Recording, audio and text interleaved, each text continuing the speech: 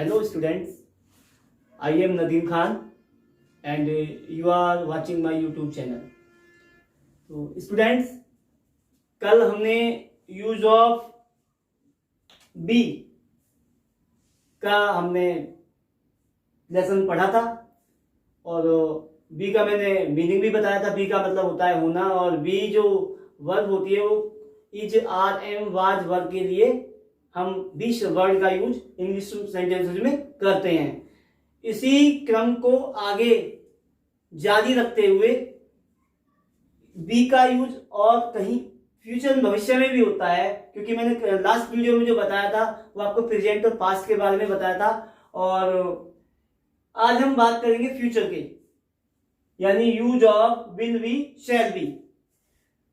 क्योंकि मैंने पिछली जो वीडियो बनाई थी अपनी उसमें कुछ कमेंट्स आए थे, उन्होंने क्वेश्चन किया था कि इसमें तो बी का यूज नहीं हुआ है, तो मैंने उन्हें स्पेशली कमेंट करके भी बताया था कि बी का यूज जो होता है वो is are am was verb के लिए होता है। इसके अलावा बी का यूज फ्यूचर में भी होता है विद शैल और विल के साथ। तो आज हम उसी कड़ी को आगे जारी रखते हुए आज हम पढ़ने वाले हैं use of will be shall be. चलिए शुरू करते हैं। देखिए, अब विल बी और शैल बी का यूज हम कैसे कहाँ होगा, फ्यूचर में होगा और फ्यूचर में कैसे होगा, फिर उसके लिए थोड़ा सा हमें पता होना चाहिए कि किन शब्दों के लिए हम विल बी और शैल बी का यूज करेंगे। तो यहाँ नोट पर लिखा हुआ है कि जिन वाक्यों में होगा, होगी, होंगे, बनेगा, बनेगी, बन जाएगा, हो जाएगी, हो जाएगा, हो जाऊंगा, रहेगा, रहेगी, रहेंगे। इसके अलावा और भी बहुत सारे शब्द होते हैं जहां हम बी का यूज करते हैं। तो ये सारे ही जो वर्ड अगर आते हैं हिंदी में वाक्य में लिखे हुए, तो हम वो सारे शब्द आते हैं, तो उनमें हम इन शब्दों की अंग्रेजी विल या शैल दोनों में से कोई सी एक यूज करने के बाद उसके साथ प्लस में बी का यूज करते हैं। यानी विल और शैल दोनों में से किसी एक का यूज करने के बाद उसके साथ हम बी का यूज करते हैं। और अब विल और शैल का यूज हम किस तरीके से करेंगे? आई तथा वी के साथ, यानी अगर हिंदी वाक्य में मैं या हम आता है लिखा हुआ, तो हम आई और वी के साथ शैल बी का यूज करेंगे। शैल लिखकर उसके साथ बी का यूज करेंगे। और तथा शेष सभी कर्ताओं के साथ, यानी उसके अलावा जितने भी और हमारे सब्जेक्ट होंगे या नाउन होंगे उन सब के साथ हम विल बी का यूज करते हैं। यानी आई और वी के साथ हम शैल का यूज करते हैं, बाकी सबके साथ हम विल बी का यूज करते हैं। अब इसको बनाने का एक रूल भी होता है कि हम किस तरीके से सेंटेंस को बनाए, क्योंकि लास्ट वीडियो में मैंने वहां रूल का जिक्र नहीं किया था, तो किसी ने कमेंट भी किया था कि नहीं आपने बी को यूज कैसे किया है। तो वो सारी जो कंफ्यूजन है उनका इस बार डेफिनेटली दूर हो जाएगा। तो देखिए, सेंटेंस जो होते हैं वो चार तरीके के होते हैं। कोई भी सेंटेंस जो होता है वो चार तरीके का होता है। सबसे पहला होता है आपका पॉजिटिव, दूसरा आपका होता है नेगेटिव, तीसरा आपका होता है इंटेरोगेटिव फर्स्ट, यानी जो वाक्य क्या से शुरू होता है, और एक चौथे टाइप का जो सेंटेंस होता है वो इंटेरोगेटिव सेकंड होता है।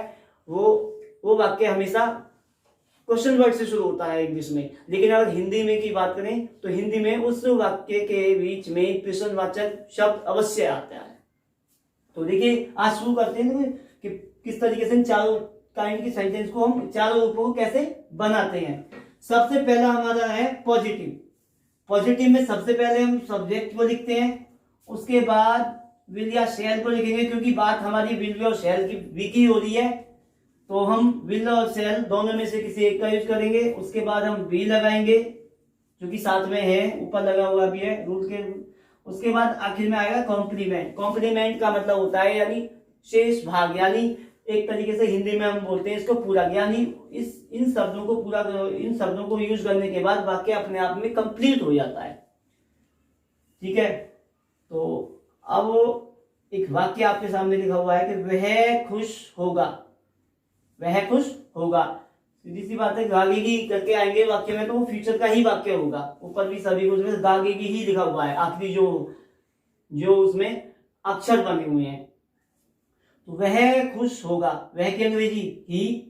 उसके साथ मैंने आपको बताया कि आई और बी के साथ हम शैल का यूज करते हैं, बाकी सब के साथ विल का यूज करेंगे।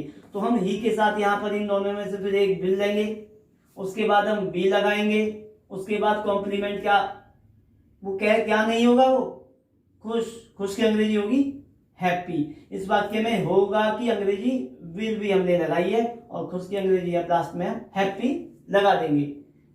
आई होप आपको समझ में आ गया होगा बहुत अच्छे से। अब बात करते हैं इसके दूसरे ही काइंड की बात, नेगेटिव सेंटेंस की। नेगेटिव सेंटेंस के लिए भी उसका एक रूल होता है कि सबसे पहले हम सब्जेक्ट लिखते हैं, उसके बाद विल या शैल दोनों में से कोई सा एक, उसके बाद हम नॉट लगाते हैं, उसके बाद हम बी का यूज करेंगे। तो नेगेटिव सेंटेंस में विल या शैल के तुरंत बाद हमें नॉट का यूज करना है और बी से पहले, उसके बाद आखिर में फिर हम कॉम्प्लीमेंट लेते हैं और आखिर में फुल स्टॉप कर देते हैं वाक्य को। ये हमारा नेगेटिव का रूल है। अब इसके हिसाब से हम सेंटेंस बनाएंगे कि रीता 1 साल की नहीं होगी। तो रीता की लड़की है, रीता की रीता आ जाएगी, उसके साथ हम विल का यूज करेंगे, उसके बाद नॉट लगाएंगे, उसके बाद बी लगाएंगे और क्या नहीं होगी, 1 साल की, 1 year old। Rita will not be 1 year old। तो इस वाक्य में भी नहीं होगी या होगी की अंग्रेजी जो है विल और बी लगाएंगे, और चूंकि नहीं शब्द आ रहा है इसीलिए हम नहीं की अंग्रेजी इन दोनों के बीच में हमने नॉट का यूज किया है। आई होप आपको ये दोनों काइंड समझ में आ गए। अब आगे चलते हैं, अब बात करते हैं हम तीसरे प्रकार काइंड की। तीसरा प्रकार वो आपका इंटरोगेटिव फर्स्ट होता है, यानी जब वाक्य दिया हुआ हो, कोई सेंटेंस दिया हुआ हो और वो क्या से शुरू हो रहा हो, क्या शब्द से, और आखिर में गा गे गी करके आते हैं लिखे हुए, तो क्या होगा, हम उनमें कैसे उसको यूज करेंगे। विल या शैल भी का सबसे पहले विल या शैल दोनों में से कोई सा एक आएगा, उसके बाद सब्जेक्ट, उसके बाद हम नॉट का यूज करेंगे, उसके बाद हम बी लगाएंगे और उसके बाद हम कॉम्प्लीमेंट यानी बाकी का हिस्सा वाक्य का, और सबसे आखिर में हम क्वेश्चन मार्क लगाएंगे। क्वेश्चन मार्क पे विशेष ध्यान देना है क्योंकि इसमें क्वेश्चन पूछा जा रहा है, इसलिए हिंदी और इंग्लिश दोनों में ही क्वेश्चन मार्क लगाना पड़ेगा। तो देखिए सबसे पहले क्या शुरू होता है, अब क्या के बाद लिखा हुआ है वे की अंग्रेजी होती है आपकी दे, लेकिन हमें सबसे पहले विल या शैल लगाना है। मैंने आपको बताया था कि आई और बी के साथ हम शैल का यूज करते हैं, बाकी सबके साथ हम विल लगाते हैं, तो हम यहाँ सबसे पहले हम विल ही का ही यूज करेंगे। तो विल, उसके बाद दे, उसके बाद दोनों में से कोई सा ही हो गया, उसके बाद हम नॉट का यूज करेंगे, उसके बाद हम बी लगाएंगे, बी लगाने के बाद अब क्या रह गया, खुश, खुश की अंग्रेजी होगी आपकी happy. Will they not be happy. तो इस तरीके से हम इंटरोगेटिव फर्स्ट के सेंटेंस को आसानी से बना सकते हैं। अगर वाक्य क्या से शुरू हो रहा है तो सबसे पहले विल या शैल का यूज करके। अब बात करते हैं हम इंटरोगेटिव सेकंड की। इंटरोगेटिव सेकंड में एक रूल है, सबसे पहले क्वेश्चन वर्ड आता है, उसके बाद विल या शैल लगाया जाता है कोई सा एक, उसके बाद सब्जेक्ट लगाया जाता है, उसके बाद नॉट, उसके बाद बी, और उसके बाद हम कॉम्प्लीमेंट यानी शेष भाग जो होता है वाक्य का वो लगाते हैं और आखिर में फुल स्टॉप लगा देते हैं।